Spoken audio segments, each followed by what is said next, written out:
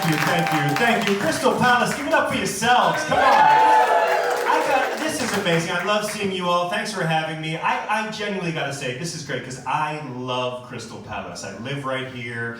It's such a great community. It's such a wonderful vibe. You might be able to tell I'm not from around here. I moved over from New York City a couple of years ago to pursue my showbiz career. Classic tale. I was stuck there in the Big Apple, thinking, where can I go to let my dreams really flourish? Broadway? No. Hollywood? Nah. Let me go join that queue of hopefuls down there in Crystal Palace. Let me cut myself a slice of that sweet South London pie. Now, I was tired of America. I'm like, let me go somewhere where there's no Donald Trump, there's no mass shootings, just lower wages, less exposure, more inflation. Come on! Yeah! Sorry, no. I've had a great time here. I've met some amazing people in Great Britain, really I have. But the real story is that I moved over here for a relationship. Yeah, one that is no more. It did not last. Yeah, it's a funny one. It's a tricky one because I don't know what's worse. The pain and heartbreak I feel over a very significant breakup, or the fact that she lured me into migrating to a failed state and then dumped me.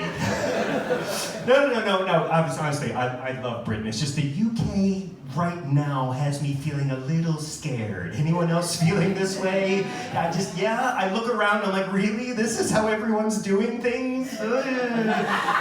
You try to get an appointment with a doctor and they send you a link to a blog article instead? You're like, don't feel safe. I feel very vulnerable. It's weird. I say this with all love and respect, but I feel like I moved to a second world country. You know what I'm saying? Because it's definitely not the third world, but it just sure as hell doesn't feel like the first.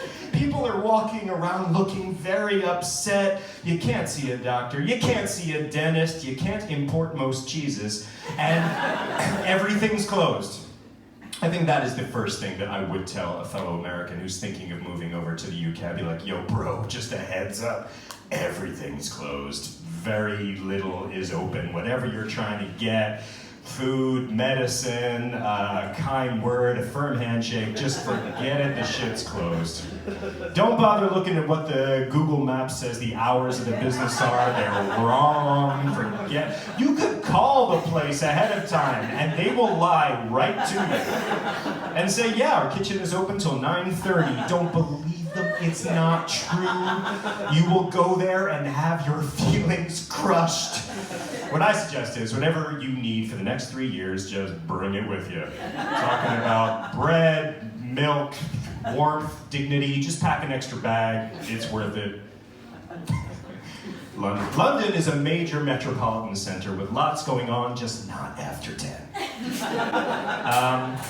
But no, now that I am here, now that I've decided to stay here, there's lots about British culture that I'm actually embracing. Some things I actually really like. There's a moderation culture here, a modesty vibe, if you will. Because back home where I'm from, you gotta go all the way with everything. It's go big or go home. If you're not the biggest or the best, you're a fucking loser. Here it's like, you don't have to go all the way with anything. Halfway is just fine. In fact, half measures are encouraged. Like, for instance, you could go to any pub in Britain, order half a beer, and they have to give it to you. Try doing that in America. You want a beer, you gotta pay for the whole thing.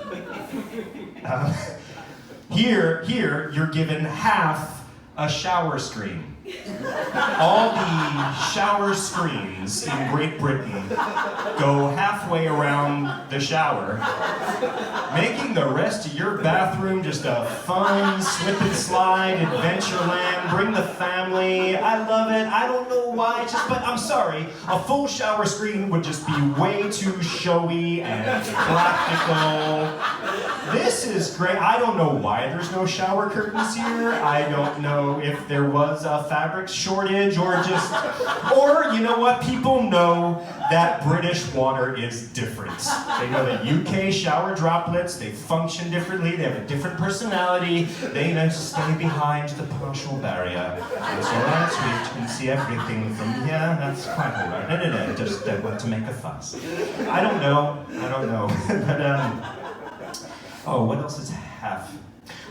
If you're a pedestrian in the UK, you cross half the road. In America, when you get a walk signal, you expect to make it across the whole road in a single walk signal. Here, chill the fuck out, bro, what's your hurry? Crossing the road in one go. I'm afraid it's not done, old boy. Simply not done. No, greedy. No, it's perfectly simple. First things first, if you wish to cross the road in the United Kingdom and you're on foot, all you need to do is locate a little box. And you'll find that this little box has a perfectly dirty little button. And you press the button with the skin of your fingertip and you wait. About the time it takes to enjoy a cream tea. And then you get the walk signal. Now, when you get the walk signal, you don't bound across the road in a single go. You go to a little island in the middle of the road. Just a luxurious little island, and you chill out. Take a little stroll to the other end of the island. You go, oh, what's this? Another little box. It's like a treasure hunt. And you let your finger dance its way down to another filthy, virus-infested little button. You press it with your finger, you wait until the next coronation, and then you get the walk signal, and then you go and cross the remainder of the road. Now, I've noticed these walk signals last about as long as a medium duration fart. So you are legging it across that road. You know, because you know what? Yeah, you are in a hurry. You just found out your mother collapsed after swimming in poo-poo water. The next ambulance is due to arrive sometime during the general election. So you are James Bonding it across that road. You're leaping over baby buggies and dogs, and you're somersaulting over car bonnets, and you're hydroplaning across puddles of cold piss. And when you get across the road, you know you've done something. You did. You put your back into it. You'll never forget it. I don't remember the roads I crossed in America. Here it's like Everest. Every step's a milestone.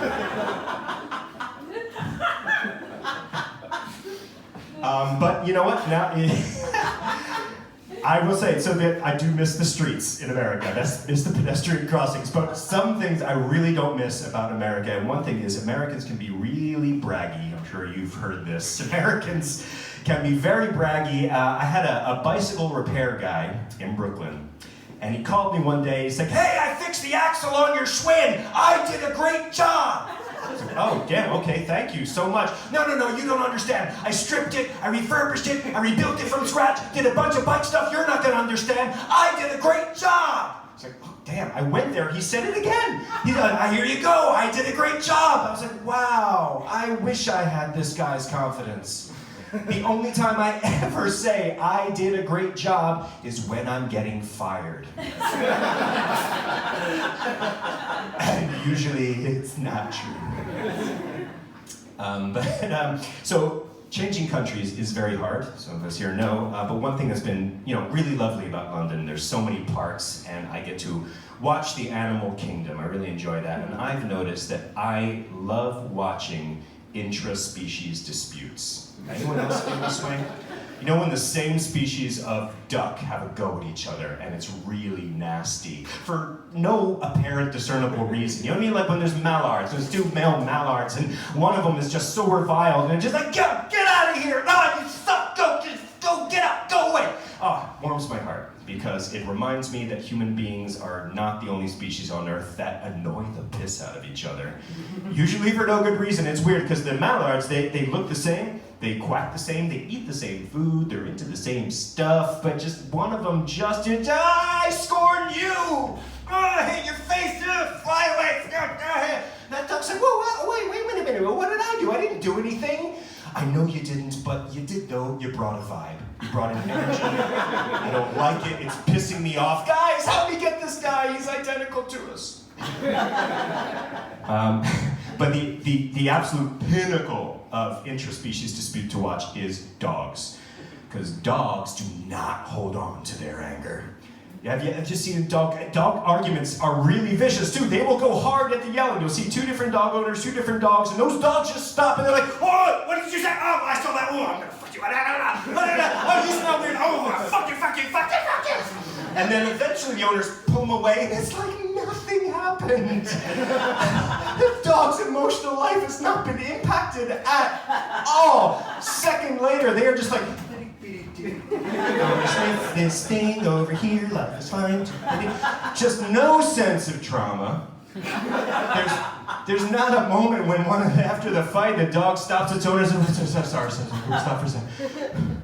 Was I the asshole? I don't think I was, but maybe I overreacted. He was yelling at me on the street, bringing all of his issues to the table. You know, I don't know if I want to walk anymore right now. You go ahead. You go ahead. No, I'm fine. I think I might need to call my sponsor. I have not blown up at another dog like that since 2017, and this feels like a setback. No, it's okay. Go. Please go. I'm fine. Will you please go? No, please. Go. Will you go across half the road? Please, just... Thank you very much.